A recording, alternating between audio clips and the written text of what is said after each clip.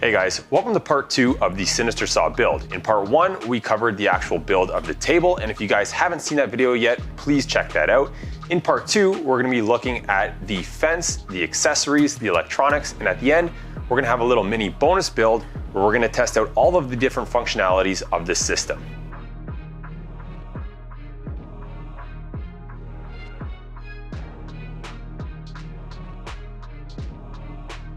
So we're going to start off here by taking a look at the assembly drawing of the fence, and the first thing you're going to notice is that there are a bunch of long rectangular cuts that we're going to have to make for the walls or long faces of the fence. Now, my overall height of my fence is 4 inches tall, and that's going to match the height of the cutting surface of my miter saw, and you'll see why a little bit later on.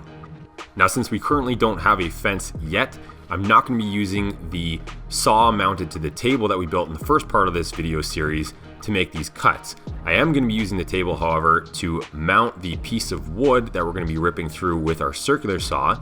And in the first video, we built that table with the extension on it. I'm actually just going to pull the extension out maybe an inch or so to give myself a little bit of room for that saw blade to pass through. So I'm going to clamp my workpiece to the table. The saw blade is going to fall in the gap where you would have the extension pulled out. And what this is going to do, it's going to allow me to support the material on both sides while I make my rip cut with my circular saw. And that's going to give me a nice clean straight edge, and you don't have the workpiece falling all over the place at the end of the cut. I just finished ripping up the back face, the front face, the bottom, and what I didn't describe before was the support for the T-slot channel, which will be sitting in between the two front and rear faces at the top here, flush with the top face. Now this piece here is a 1 inch wide by 24 inch long strip cut from the 3/4 inch plywood that I cut all the other pieces from. And we're actually going to start by assembling the T-slot track and this 1 inch wide piece.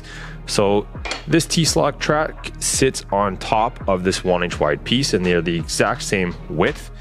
Now what I'm going to have to do is, in the next step here, I'm going to have to start drilling and countersinking some holes inside the channel for some number 6 by 3/4 inch long wood screws so that I can countersink them so they sit flush with the bottom of the channel and nothing sticks up and would obstruct any of our accessories from passing through this channel. So now I have all the holes drilled and countersunk in my T-slot track, and you can see here that I have it set up with the 1 inch piece of wood underneath, and I have another board on the back clamped to one of the faces of that wood. And so it's actually pushing the T-slot track and the wood up against that face as a reference, so it should be a nice flat face. And I'm going to go ahead and I'm going to screw in all of my screws, and it should be perfectly aligned. So now with my aluminum extrusion screwed into the 1 inch strip of plywood here, I have the back face of my fence sitting flat on the table, and I have that extrusion and strip of plywood sitting on top of that, making sure that the top face is flush with the top face of the back face of the fence. So I've just used a square to achieve that. I cut another 1 inch strip of plywood here to act as a spacer, and so I'm just going to make sure that everything is still sitting nice and flush and square. And then I can drop the front face on, square things up, and then we are going to be drilling and countersinking some pilot holes in order to attach the front face to that wooden strip underneath of the aluminum extrusion. And we're going to be spacing out our holes such that they don't interfere with the existing screws in that 1 inch strip that we've used to attach to the aluminum. So you got to pay attention to your hole spacing here. After that, we can remove the face, we can glue things up, and then get our screws into place to secure everything. And then we can flip our assembly over and rinse and repeat this procedure for the back face. And so now we can check our work and make sure our workpiece here is squared up to the table at multiple points along the fence before moving on to doing that bottom piece of the fence, which we're going to have to do a little extra prep work to before we can actually attach it to the rest of this body of the fence. And so the prep work on this bottom face is to counterbore a series of holes for these 1-inch felt furniture pads, and so you just have to control the depth carefully, as the whole idea here is to have the furniture pad sticking up just proud of that bottom surface, so that when the fence rides on the table surface, it slides very freely and easily with very low friction. So then I've taken the bottom piece here and I've clamped it up in this jig with a additional piece of MDF, and that MDF is sitting on the front face of the fence because of course the front face is the critical face, and so this piece of MDF is going to ensure that everything is aligned and the bottom face and the front face of our fence that we've put together here are going to be perfectly flush. Now with everything secured in position, I was able to drill and countersink the holes for the number 8 screws that are going to attach the bottom piece to the rest of the assembly, and then I can take everything apart, glue it up, and then we can drive our screws in. After doing your gluing and screwing, just keep in mind that it's important to remove that MDF off the front face in case there was any bleed through of the glue. You don't want to permanently bond that to the rest of your assembly. Moving on to the side faces of the fence, there's 2 pieces, one that is a bit of a T shape and the other which is just simply rectangular. Now, just a reminder that all of these drawings are made available in a link in the description down below. So if you are looking to build this for yourself, you can visit that link and grab these drawings. I've taken those drawings and I've transferred them over just to an offcut piece of 3/4 inch plywood that I have here. And I'm actually going to be using my miter saw up on the table to start slicing out these profiles. And if there's any tight corners that I need to get, I'll finish that up with the jigsaw. So let's get cutting these out and we should end up with those 2 pieces. This is the result here, and you can see that I've cleaned up the interior corners. You can use a file or a chisel to get nice sharp interior corners. And I've gone ahead and countersunk and drilled some holes here that we're going to be using to mount these pieces in the next few steps.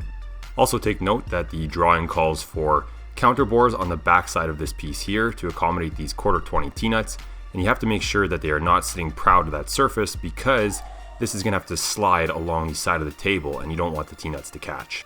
Now, in order to keep the fence aligned while we're gliding it along the table, we're going to be using these 3D printed guides here, and these fit into the slots on the aluminum extrusions, and we're going to be using the ones specifically on the side of the table to keep the fence aligned. And so looking more closely at these guides, I have 2 different styles of guides. One on the T-shaped profile here, which is a threaded guide, and on the rectangular shaped piece, these guides are non-threaded, so they're not completely through holes either. They are just blind holes, but they are not threaded, and this is because the thumb screws are going to press inside those holes and they're going to push the entire fence over to this side, and pulling it in is going to cause it to lock into place. I can now insert the guide into the side of the table on the T-shaped piece and test it for sliding. Now, first it might stick a little bit until we push that piece in, and then it should slide fairly freely. And in the next few steps, we're going to be clamping this piece against the side of the table, and we're going to be fixing it against the fence in this position. On the side with the rectangular piece, since the holes in the 3D printed guide are not threaded, it's not going to be able to hold that piece into place. So we're just going to slide the guide into the channel here and slip it close to the fence. So now you can see how I have this side piece here jigged up, ready to get screwed into the side of the fence. And so we have the clamps on the bottom holding the bottom side against the edge of the table. Those guides are already in place, so we know that those are lined up and this thing should be able to slide freely when we're done here. I have my fence aligned perfectly square with the table with this giant T-square here, and I have a cabinet clamp holding the top side of this side piece against the side of the fence, keeping it from wanting to pull away when I start to screw things in place. And so I've drilled in my pilot holes into the side of the fence, and now we're ready to just pop in our number 8 by 1.5 inch long wood screws wherever we can get them, and this thing should be aligned nicely. Having just finished screwing these 2 pieces together, we can now take our square and we can make sure that the fence is still sitting square to the table surface. Now, the front side of our fence here, it's very important that there is no lip or anything where this little T-piece here is sitting proud of that front face. We want our stock material that we're cutting to glide off the end freely and not catch on anything. So just use your finger, or even better yet, a piece of material, and start sliding that material across these surfaces, making sure that nothing catches. You can always come back with a file or a chisel to clean up that corner so it's nice and tight, and again, no piece of material will catch there. Moving back to this side of the table, you can see how I have everything aligned here with this series of clamps and this rafter square, ensuring that the fence is square to the table. Now I'm going to be able to get in the rest of my screws here to attach that rectangular piece on this side with the 3D printed guide that I've slipped into place, and the thumb screws are sitting in those unthreaded holes. So now I have the thumb screws tightened down, and we're going to test the stability of the fence. So if I were to grab the fence and push and pull it, it seems very stable, and the table rocks before the fence even moves, which is great. But the only problem I see here now is if I rock the fence back and forth, it's a little bit wobbly. You may also notice that the clamping piece here looks a little bit bent, and that's because it's not so stiff. It's just a regular rectangular profile here, and those thumb screws are bending it a little bit as I tighten them down. And so I'm going to address the rocking issue first. I'm going to just grab another piece of the 3/4 inch plywood, and we're going to cut a length that is equal to the length of that T-shaped profile, and we're going to screw and glue it to the bottom so it can grab the bottom of the aluminum profile, and I believe that should fix the rocking issue. And so that fixed the wobbling issue of the fence, and now you can see that I've added a little rib to the rectangular piece here that was bending before. This little rib is just glued on with some wood glue, and it increases the moment of inertia of that piece so it will not bend like it did before when we tightened down those thumb screws. And finally, those previous thumb screws that we were using, I'm replacing them with these custom 3D printed thumb screws that you can just get a lot better of a grip on. With the fence now complete, I can remove it from the table, and we can attack it with the orbital sander, smoothing out any transitions from the different faces, as well as knocking down any of the sharp corners or edges with the orbital sander. This is also going to prep it for paint, and after we're done with the sander, we can just clean it up, again prepping it for paint and then hitting it with our base color. And to give this project a little extra flair, I designed these 3D printed stencils that I'm using here to create a nice hexagonal pattern across the front face of the fence, as well as branding this thing as the SINISTER saw officially. Then I can finish it off with the Via Design stamp of approval. So without spending too much time on some of the other accessories here, I just want to show you guys some of the other things that I built, and most of them have to do with my 3D printer. And so I actually designed and 3D printed a vertical featherboard, and I really like using it in this vertical orientation as it helps prevent kickback from my experience. One of the other things I designed and built was this sliding miter gauge that slides within the T-slot track so I can make my mitered crosscuts with my table saw. And finally, there's a stop block attached to the top of my fence, and so the fence is the same height as the cutting surface of my miter saw, and I can use this stop block in combination with my fence to determine the length of my cuts on my miter saw. So one of the final things we're going to be addressing in this video is a safety device known as a splitter, which is basically an anti-kickback device. For those of you guys who aren't aware of what a splitter is and how it's different than a riving knife, on newer table saws, you'll see riving knives that sort of follow the curvature of the blade, and they'll move up and down with the blade moving up and down. Splitters are often retrofit to older table saws that don't have a riving knife, and it's sort of like an afterthought and an aftermarket device to help prevent the piece of wood that you're cutting from turning in towards the saw blade, catching those teeth at the back, and then getting flung back at the operator. And it's oftentimes the piece, like I said, that's stuck between the fence and the blade that does this. So that piece of steel or metal or whatever you decide to make it from sticks up here, and like I said, it just prevents that piece from turning in towards the blade. So what I've done here is I've installed the circular saw plate in place. I've double and triple checked its squareness to the table. Again, I've come up with this little 3D printing jig here where I have some drill guides. These drill guides are going to be used to drill some pilot holes for some number 6 wood screws. And so I've already gone and I've done that. So the holes have been drilled. And what I've done is I've aligned this little slit, which is basically following the saw blade itself. You can see that it passes through freely. I've aligned that slit with the side of the blade that would be on the same side as the fence. And so the idea here is that when I do install my splitter, that it's aligned with this side of the blade so that those pieces of wood passing through cannot come in and contact the back of those teeth and then get flung back towards me. After drilling the pilot holes with 3D printed jig, I scribed a cut line using this same jig just through the little slit here before I removed it. I also removed the circular saw from the bottom of the table so it's not in the way, because we're going to be coming in with our 3 3/8 inch mini circular saw here and cutting through that scribe line. Now you can actually see on the back of this saw that I have a 3D printed adapter, and I'm using a Milwaukee battery in this thing. And if you guys are interested in finding out how you can interchange batteries between brands, you can follow the link that I'll put up in the top right hand corner of the screen right now. But without getting too far off topic, the whole reason that I'm using this smaller circular saw instead of using the actual circular saw that we're going to be using as the table saw is that it has a thinner blade. So the kerf, which is the little slit that it cuts, will be thinner, and it's going to be able to hold that splitter in there a little bit better when we jam it through. I do have a few other small provisions for holding it in place, but it gives it a nice snug fit rather than a loose fit. Now we're looking at this very thin cut line here for our splitter that we're going to slide in, but first we have to cut it out of stainless steel, and I've made these cutting templates here for the assembly out of some 3D printed plastic. Now you can see that there's actually 3 pieces. They split off from one another here. The main splitter will slide in there like so. It's a little tight right now because it's actually the same thickness as the stainless steel, which is exactly what we want. We're gonna have to shove that through.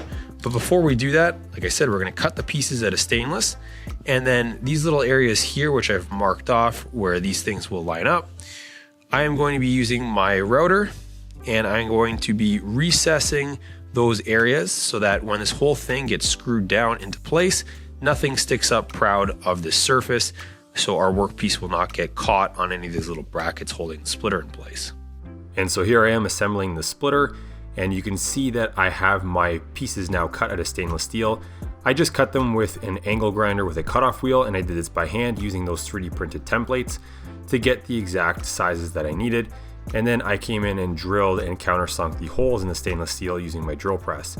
Now the key thing here is that the thickness of your stainless steel splitter is ever so slightly thinner than the saw blade that you're going to be using in your table saw. And I was lucky enough to have some scrap metal laying around that was the perfect thickness.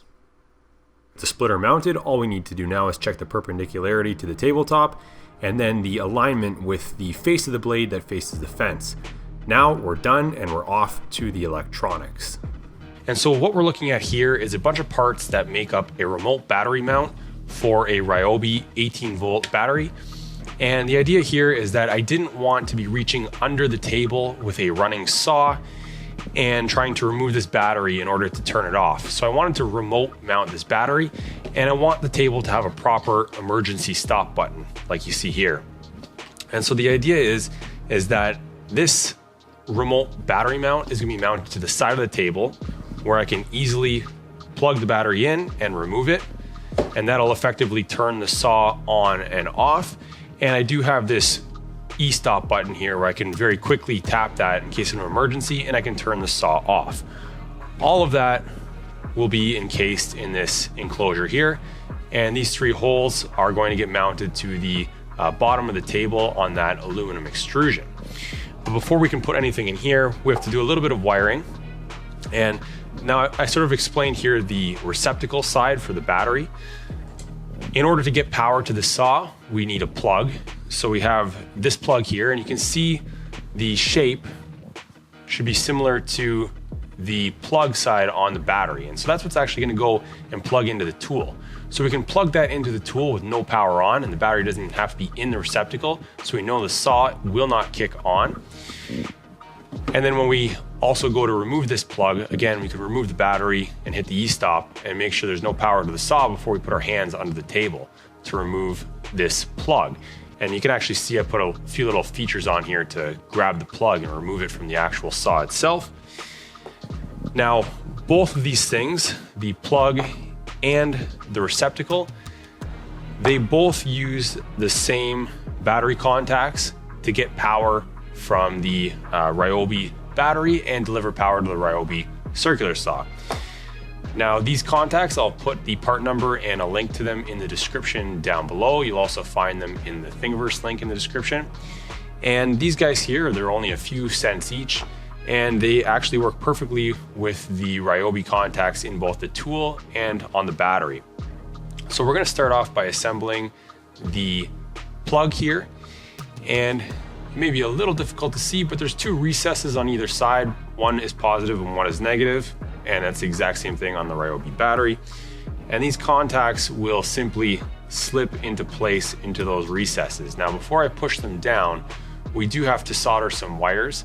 So what I'm gonna do is I'm gonna solder some 14 gauge wire that I have here to each of the contacts, and then we're gonna pull them through this hole after they've been soldered. And then you can see that there is a second part here, and it's just a little cap. So we're gonna use some number 4 flathead screws. There's 3 of them there. It'll cap that down and it'll keep those contacts from pulling out. We can also tie a little knot in the wires before pulling it through the hole as a bit of a strain relief. And so I'm gonna go ahead and do that off camera, and we'll take a look at what that looks like. And so I have the plug side here more or less finished, and I just want to show you guys a closer look at these battery contacts that I'm using.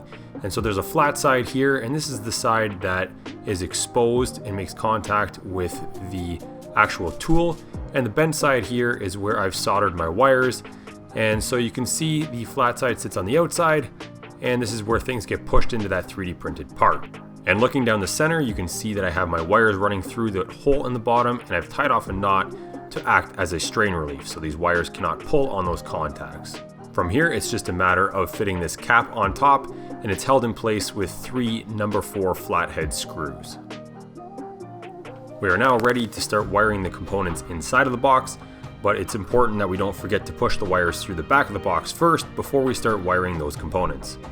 And so now we're going to take a look at the battery receptacle, and you can see at this portion of the receptacle how it fits over top of the Ryobi battery. Right now there are no contacts installed, but we are going to be taking those same contacts we used on the plug, and we're going to be installing them inside of the receptacle to make contact with the battery. And so it's going to be a little difficult to see inside of this part here, but there is an angled slot in there. And this is where the flat part of the connector pushes through. So with my one hand, I'm going to start pushing through, and with my other hand, I'm going to try and use my thumb to guide that connector through. It's going to take a little bit of struggling here, as it is intended to be a very tight fit so the contact does not come loose. But once I get it into place, it's going to protrude through the top side where I can pull it the rest of the way with some needle nose pliers. And so now you can see that I have successfully installed those contacts, and you can actually see the little tab sticking out above the 3D printed part, and this is what we are going to solder our wires to. And so we're going to be soldering the negative wire directly to the negative terminal here, and we can look at the Ryobi battery. They've conveniently told us which one is the negative terminal on the top here, and the positive terminal, we're actually going to be using that one to go to the e-stop, and so we're going to be switching our positive power on and off with the e-stop. Looking at the back of the box here, we can see I got my 2 wires coming in here. So the green and yellow wire is my negative, and that's running to the negative terminal of the battery receptacle. And then I have my blue wire here, which is the positive wire, and it's running to the e-stop switch. And then I got a jumper here in brown that's running from the e-stop switch to the positive terminal on the battery receptacle. And so like I had mentioned, we're gonna be switching the positive power in this thing. Taking a look at the top side, we got the actual e-stop switch, and that's just passed through this green 3D printed cover that I have here, and it just threads into place. And then you got the gray base, and at the back here there is the green receptacle where the actual battery neck fits into, and all 3 of these 3D printed parts fit together with some number 4 flathead screws, and they're 3/4 inch long each. We're going to be mounting the box on the side of our table using the 80/20 profile that runs along the side of the table. So we're going to use this T-nut here, 3-hole T-nut from 80/20. We're going to slip it into the bottom slot of the side profile on the table and get it into position here. And then we're going to take our box, and we're going to use those 3 holes in the top of the box. We're going to pass our hex bolts through. They're just 1/4 hex bolts, and we are going to fasten that directly to the T-nut, and it should give us a nice secure hold for this box. With the remote battery panel now installed, I can safely and confidently operate my circular saw without having to reach my hand under the table, and having that e-stop feature there is also very nice in case of an emergency. So now that we have everything completed to run this saw safely, we're actually going to make something with it. So I've drawn up these plans to house one of these little 3D printed bins here where we can house some of the hardware for this project. And the bin has a little feature where it can slide in and out and clasp onto this 3D printed plastic dowel to hold it into place so it does not fall out of the little box that we're going to make.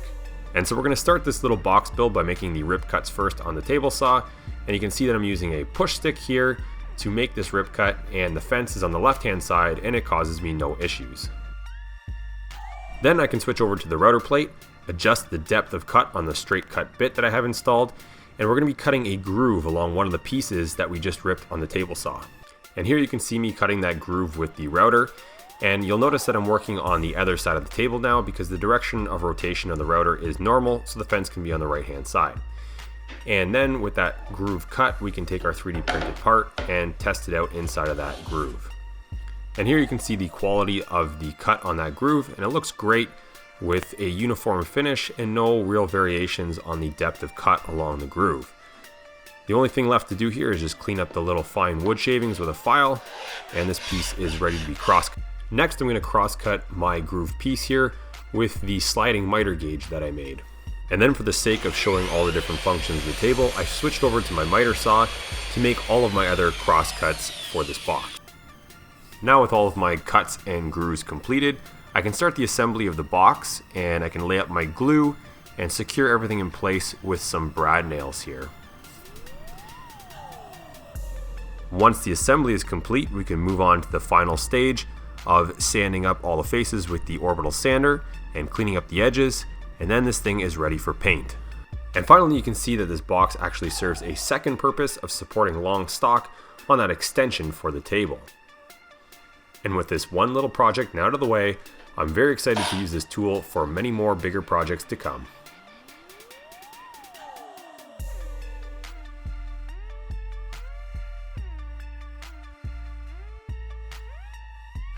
And so that concludes this build. It's definitely been a long one, but for those of you guys who have stuck around up until this point, first off, I'd like to say thank you. Second, I'd like to suggest hitting the subscribe button down below so you don't miss any future videos where we're gonna be putting this tool to good use. I have so many ideas that I would love to share with you guys. Also, don't forget to visit the video description down below where you'll find relevant links to all of the design files that I used for this project, all the 3D printed parts and drawings, etc. They're all free. And if you guys appreciate that free content, there's also a link down there to my Buy Me a Coffee page, where if you buy me a coffee, you'll make a small donation to my YouTube channel where I can put those donations to good use for things like video equipment and future projects. These things take time and money, and I would love to continue doing this, and I would love your support. Thanks for watching.